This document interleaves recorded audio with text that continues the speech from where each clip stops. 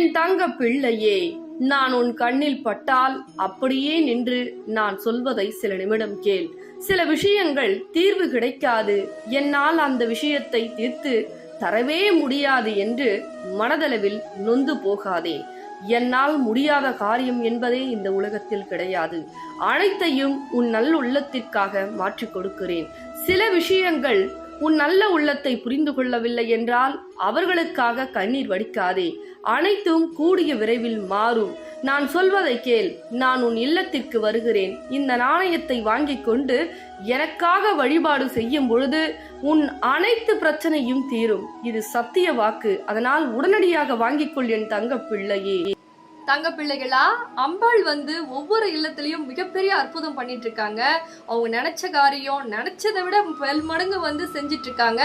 அதே மாதிரி நீங்க உங்க வேண்டுதலை சொல்லி இந்த நாணயத்தை நான் சொல்லும்படி உங்க